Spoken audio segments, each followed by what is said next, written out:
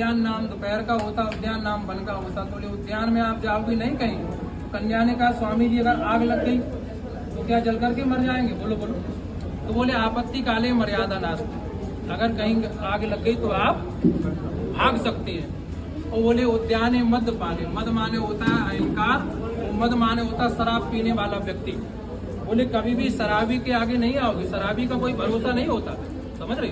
बोले शराबी व्यक्ति कोई हो उसके आगे आपको नहीं आना है। और मद माने हाथी भी होता। कन्या बहुत चतुर थी। कन्या ने कहा स्वामी जी ये बताइए, हम लोग जब महालक्ष्मी का व्रत करते हैं तो हाथी की पूजा करनी पड़ती है।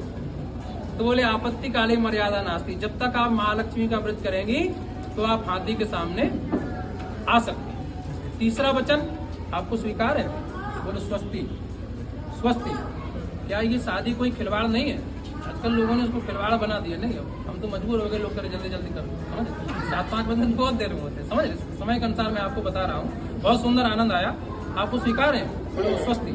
अब तीसरा वचन, शास्त्र का नियम है कि कन्या को अपनी के पति के अलावा किसी की प्रशंसा नहीं करना चाहिए। उसके पति के पास चाहे फटे वस्त्र हो, चाहे जैसे वस्त्र हो, पुराने वस्त्र हो, लेकिन सदैव कन्या को अपने पति की ही प्रशंसा करनी चाहिए, समझ रही हो? अब लेकिन अब शांत हो जाए। अब क्या हुआ? कन्या ने कहा कि ये बताइए स्वामी जी, कभी कभी व्यास जी कथा कहने आते, हम भी कथा करते हैं। कहीं कथा कोई कथा हो रही हो, लोग गद्दी पर जब तक व्यास जी बैठते तो लोग कहते हैं बहुत सुंदर व्यास जी है, बहुत सुंदर कथा सुना रहे। तो बोले उस समय हम प्रशंसा कर सकते हैं?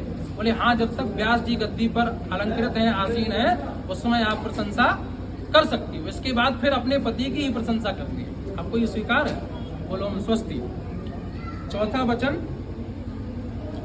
चौथा वचन बोले कि बगैर हमारी आज्ञा के कहीं नहीं जाओगे।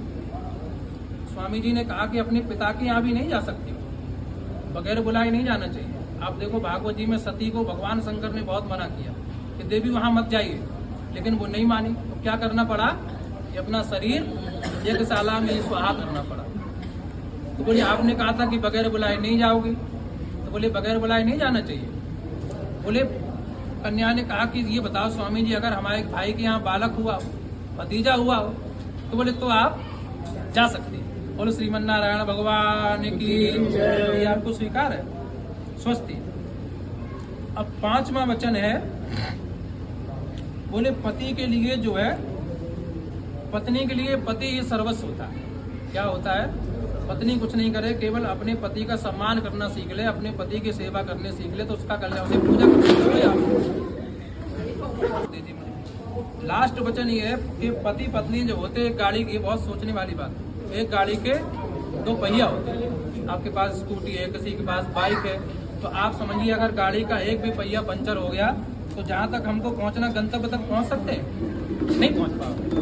इसी प्रकार पति पत्नी जो है एक गाड़ी के 2 पहिया होते हैं, समझ नहीं?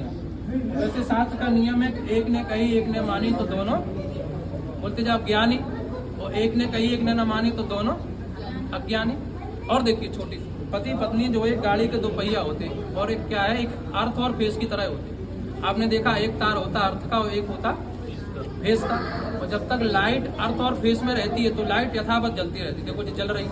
और जब फेस टू फेस हो जाती है फिर क्या होता है? कोई कहता गुरु जी हमारी टीवी फूक गई, कोई कहता हमारा फ्रिज फूक गया। इसी प्रकार पति पत्नी को अर्थ और फेस की तरह रहना चाहिए। बोलो श्रीमन नारायण भगवान की जय। स्वीकार है? बोलो ओम स्वस्ति।